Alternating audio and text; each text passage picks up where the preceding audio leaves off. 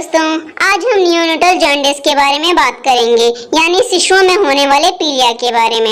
यह कब होता है, क्यों होता है, क्या सभी बच्चों को होता है, यह कितना सीवियर हो सकता है, डॉक्टर के पास कब जाना चाहिए और इसके क्या उपचार हैं, क्या तरीके आजकल मौजूद हैं, इन सब के बारे में हम जानेंगे। आइए सबसे पहले जानते हैं कि जॉन्डिस आखिर होता क्या है। जब बॉडी के रेड ब्लड सेल्स टूटते हैं तो एक सब्सटेंस निकलता है जिसे बिलिरुबिन कहते हैं एंड लिवर इस बिलिरुबिन को ब्लड से रिमूव कर देता है। नवजात शिशुओं में रेड ब्लड सेल्स भी ज्यादा होते हैं और वो जल्दी टूटते भी हैं, तो इस वजह से बिलिरुबिन ज्यादा प्रोड्यूस होता है। और न्यू बॉर्न बेबी का लिवर इतना ठीक से डेवलप नहीं हुआ होता है, तो वो इतना इफेक्टिवली बिलिरुबिन को ब्लड से बाहर नहीं निकाल पाता है और इस वजह से बेबी को जॉन्डिस हो जाता है। आइए अब नियोनेटल जॉन्डिस के लक्षणों के बारे में जानते हैं। जॉन्डिस बेबी के फेस से स्टार्ट होकर उसके चेस्ट, एब्डोमेन एंड फिर लिम्स यानी हाथों पैरों तक पहुंचता है। इसकी पूरी बॉडी पीली दिखने लगती है। बेबी की आंखों की जो स्क्लेरा होती है यानी जो सफेद भाग होता है वो भी पीला होने लग जाता है और वो बहुत स्पष्ट दिखाई देता है। अगर आप ध्यान से ऑब्जर्व करेंगे तो बेबी का यूरिन भी पहले से ज्यादा येलो हो जाता है। बेबी की पॉटी का कलर भी चेंज हो जाता है। नॉर्मली जो पॉटी होती है वो येलो कलर या लाइट ब्राउन कलर की होती है, लेकिन पीलिया में स्टूल का जो कलर होता है वो लाइटर क्ले कलर्ड हो जाता है। बेबी आपको बहुत ज्यादा लेथार्जिक लगेगा, ऐसा लगेगा कि उसे बहुत नींद आ रही है, स्लीपी स्लीपी फील होगा। आइए जानते हैं नियोनेटल जॉन्डिस के कॉजेस क्या क्या होते हैं।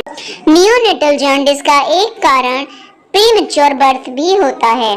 प्रीमेच्योर बर्थ यानी 37 वीक्स कंप्लीट होने से पहले हुआ बर्थ। प्रीमेच्योर बेबी का लिवर और भी कम मैच्योर होता है, जिससे उसकी बिलिरुबिन इफेक्टिवली निकाल पाने की क्षमता और भी ज्यादा कम हो जाती है, इसीलिए उसे पीलिया हो जाता है। बेबी जितना ज्यादा प्रीमेच्योर होगा, आरबीसी का अमाउंट उसमें उतना ज्यादा होगा और उसी वजह से बिलिरुबिन का अमाउंट भी उसमें ज्यादा होगा, इसलिए उसे ज्यादा से ज्यादा जॉन्डिस होने के चांसेस होंगे। शिशुओं का लो बर्थ वेट जॉन्डिस की सिवियरिटी को बढ़ा देता है। लो बर्थ बेबीज को एफिशिएंटली फीड करने में प्रॉब्लम होती है, जिसकी वजह से उन्हें डिहाइड्रेशन हो जाता है और बावल मूवमेंट भी कम हो जाती है, जिसकी वजह से बिलिरुबिन को ब्लड से निकालने में और ज्यादा दिक्कत आती है। आइए अब जानते हैं टाइप्स ऑफ नियोनेटल जॉन्डिस। सबसे पहले आता है फिजियोलॉजिकल जॉन्डिस। ये जॉन्डिस सबसे कॉमन है और यह जन्म के 24 घंटे के बाद दिखाई देना शुरू होता है और यह आमतौर पर बच्चों के लिवर की इमेच्योर होने की वजह से बिलिरुबिन ना निकाल पाने की वजह से होता है। इसमें ज्यादा डरने की जरूरत नहीं होती है, ये 10 से 12 दिनों के बाद अपने आप ठीक हो जाता है। अगला है ब्रेस्ट फीडिंग जॉन्डिस, जो कि बच्चे के ठीक से दूध ना पी पाने की वजह से होता है जी, क्योंकि इसकी वजह से डिहाइड्रेशन हो जाता है और बच्चे में ब्लड में से बिलिरुबिन ठीक से नहीं निकल पाता है। अगला प्रकार है हीमोलिटिक यानी आरएच और एबीओ इनकम्पैटिबिलिटी की वजह से।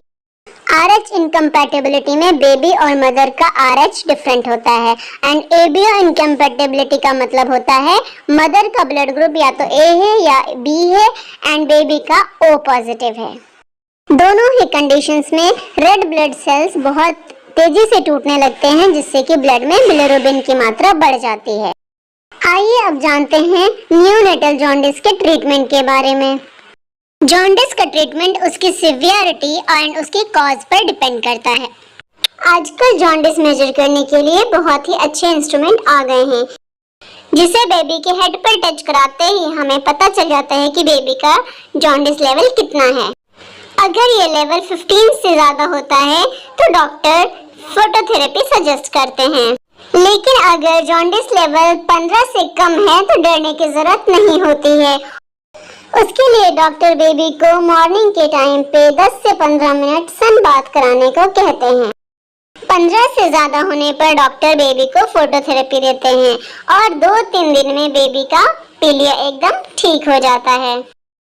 बहुत सीवियर केसेस में हमें ब्लड ट्रांसफ्यूजन करने की भी जरूरत पड़ती है, लेकिन ये बहुत ही कम होता है। तो अब हम लोग समझ चुके हैं कि न्यू बॉर्न बेबी का पीलिया यानी जॉन्डिस डरने की जरूरत नहीं होती है, क्योंकि ये वक्त के साथ अपने आप ठीक भी हो जाता है। लेकिन हमें कुछ सावधानी जरूर बरतनी पड़ती है, जैसे कि बच्चे को अच्छे से फीड कराएं, हर 2 घंटे पर उसे फीड कराते रहें। ब्रेस्ट फीड कराने से ज्यादा अच्छा होता है। बच्चे को डिहाइड्रेशन बिल्कुल ना होने दें। बच्चे को किसी भी इंफेक्शन से बचाएं। आइए जानते हैं कि कब हमें डॉक्टर के पास लेकर जरूर जाना चाहिए। अगर जॉन्डिस बेबी के बर्थ के 24 घंटे के अंदर अंदर नजर आ जाता है तो ये एक सीरियस कंडीशन हो सकती है और इस केस में डॉक्टर से जरूर मिलें। अगर आपको लगता है कि जॉन्डिस होने के बाद और ज्यादा सीवियर होता जा रहा है और 7 से 8 दिन बाद भी ठीक नहीं हो रहा है, तो इस केस में आप डॉक्टर को दिखाएं।